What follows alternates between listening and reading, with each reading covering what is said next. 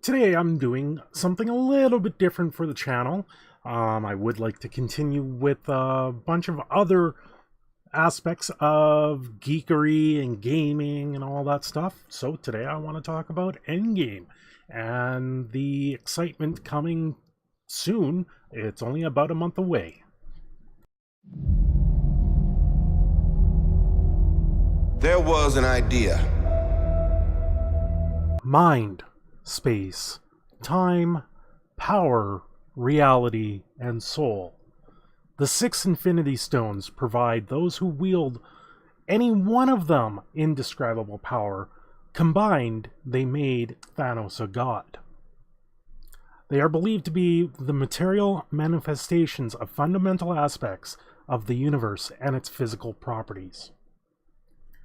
With Endgame coming to theaters in about a month, we have a lot of questions to be answered.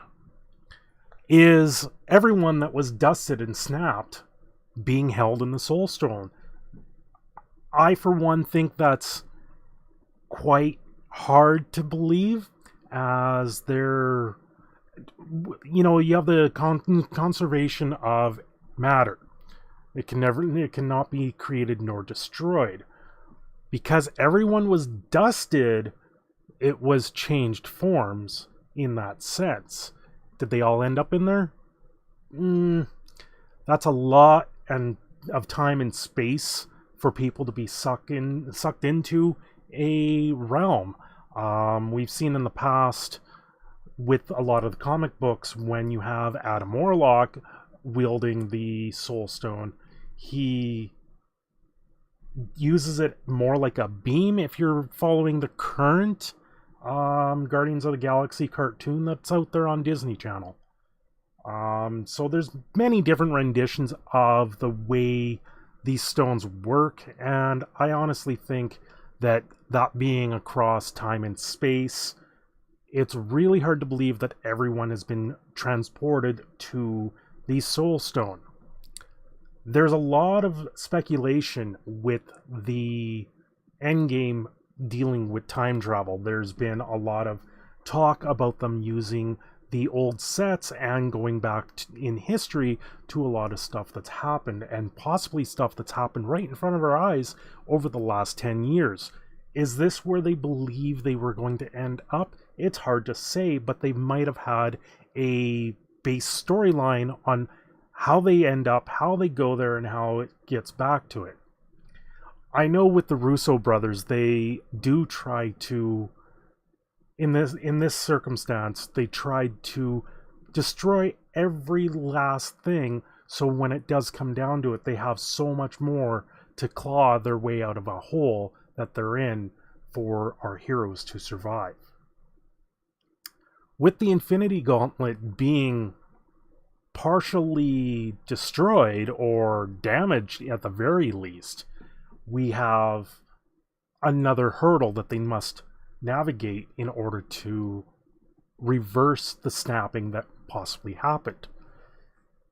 With the Time Stone in general, the biggest theory that I've seen with Doctor Strange possibly sending the Time Stone forward or back in time makes it the most likely scenario on how things are going to work out.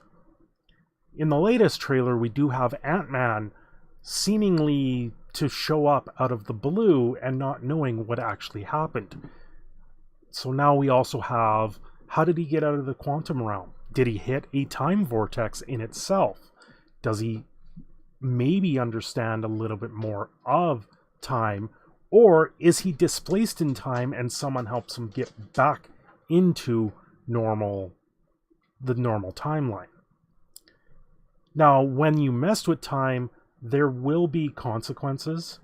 And I honestly thought when we had the Age of Ultron movie, that wouldn't have been the last we've seen of Ultron. I think possibly there is a high circumstance that he will somehow show back up within this movie. Possibly once they bring back Vision, they maybe turn around and Ultron comes back from that resurrection. As it is, Vision is part Ultron and Ultron is part Vision. They're one and the same, but yet they're not, if you follow what I'm saying there. The other possibilities that are out there is the Enchantress, which is someone that hasn't really taken a big leap into the MCU yet, and it would be an interesting point to be able to bring her into a much bigger space. She works usually alongside with Loki, more on the manipulative side, but once again, we never know what will happen there. And who knows going forward, they did do a bunch of reshoots, possibly with the possibility of bringing in the X-Men now that Disney owns Fox and the X-Men and the Fantastic Four. We may see going forward some of these ties come into the MCU also. I know at one point it was easy enough for them to cross over. Maybe they can easily write that into the stories. It's hard to say. Or if they end up skipping dimensions, which is another possibility here, much like a Rick and Morty episode where they jump from one dimension to another in order to live out their days. Either way, I know myself, I am looking forward to the Endgame once it hits theaters. I do want to see this one in theaters. I know with Captain Marvel that did come out recently, there has been controversy around that movie, and it is one that I'm not sure if I will see in the theaters before Endgame comes out. I may end up waiting for that one to hit Netflix or the sort to be able to see it and to understand a little bit more with the movie. As it is with Captain Marvel being a back in time sequence, it's not really so much you have to see that movie in order to enjoy this one, from my understanding. Now, other questions that do come up is with the new Spider-Man movie coming out, Far From Home, we also see Nick Fury and Peter Parker alive and well. So we do know they make it back from the unsnapping, or the preventative snap that could possibly happen. It also brings to light that I know people are running around with the idea that possibly Nick Fury in that movie is a Skrull, which could be a possibility.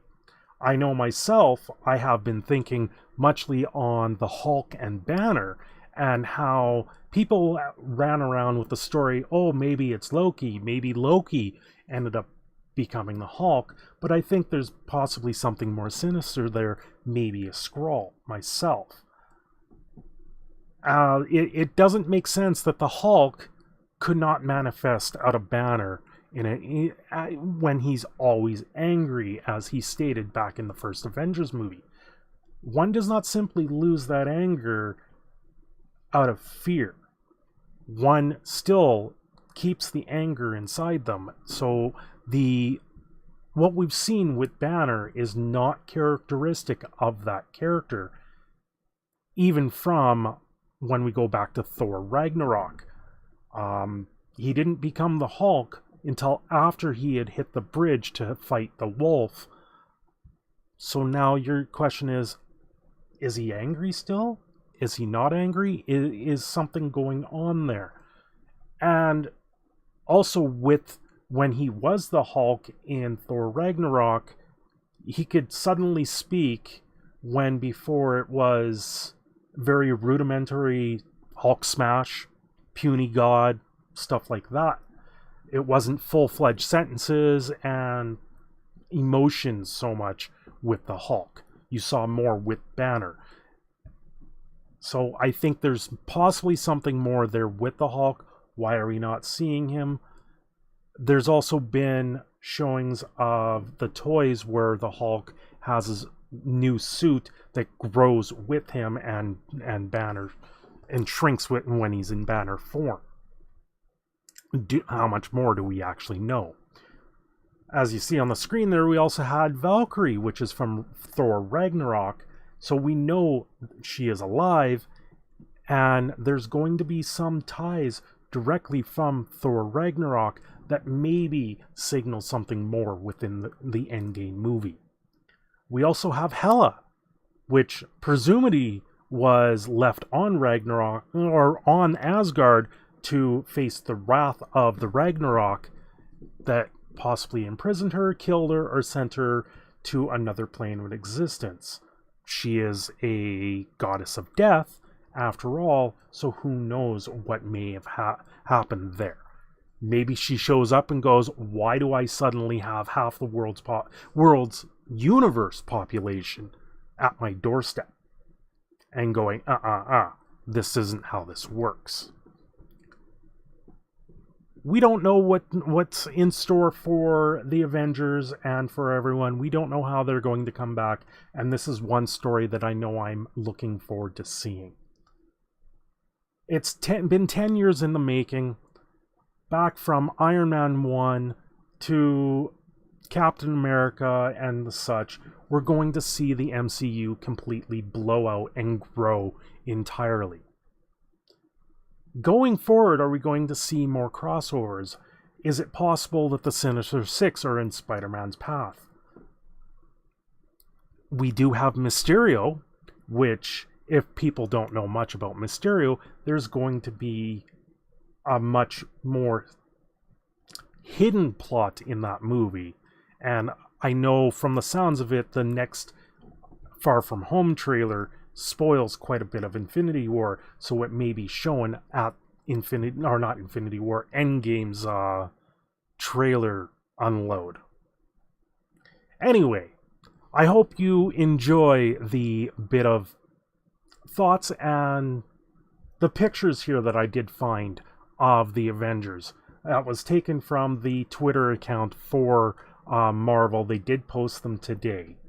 It is quite the...